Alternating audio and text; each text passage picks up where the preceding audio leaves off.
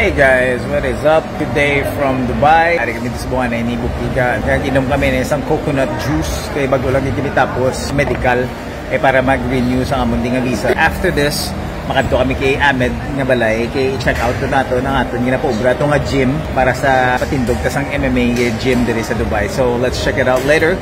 And for now, inom lang tayo na juice para magpawan kita. Wala labot sa juice, ginkaon man mo ng unod kag nagpaobra ko di sang sugar cane na juice nga may lemon para sa aton nga kidneys. So here in Dubai, ari lang kami kabakal sang coconut.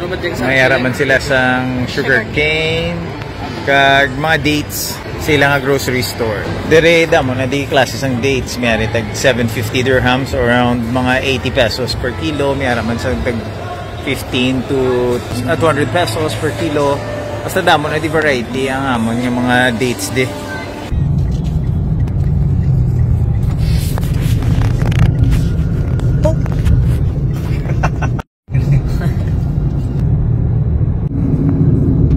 We're here back again diri kay Ahmed. Kami ginapatindog kami di subong nga structure para sa MMA gym para maging commercial siya para maka-train dati sa mga bago na naman ng mga breed sa mga fighters. But who knows?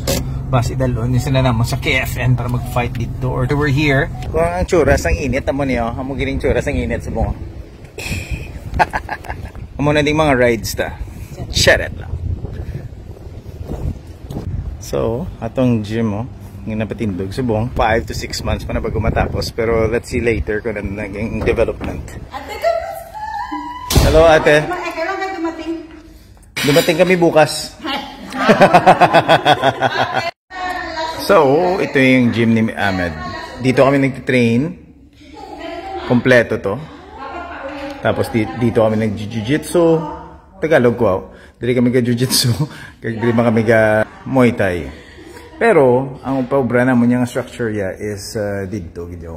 Himuon namon commercial para makatrain kami. Ma-open kami as a commercial gym. Very, very soon. But I had some local guys there in a place that we can really, I can buy because they were so, even this. Very, very good.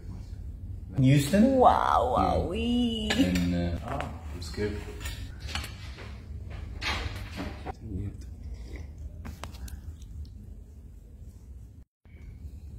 We'll stay there at their house. Maybe right there. Okay, so hari naman yung gym mo. Siguro mga, this is gonna be finished in 3 to 4 months, Med? Yeah, around that time.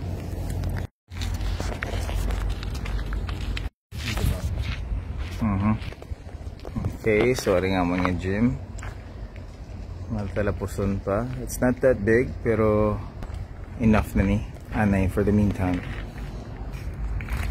So, aring di ang mga banyo, locker rooms, gagamay.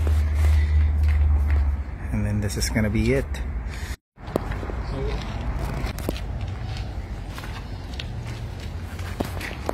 Yeah, it should be like wall to wall. Yeah, somewhere from here, this corner. Now over the windows, we do the same way we did there, like put the Right. benches. And the punching bag should be right here on the railings, yeah? Yeah.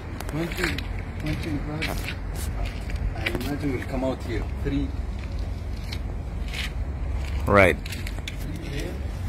You can see, wala pa natapos. Pero give it like around 3 to 4 months matapos na yung gym day. And we'll see what we can do after.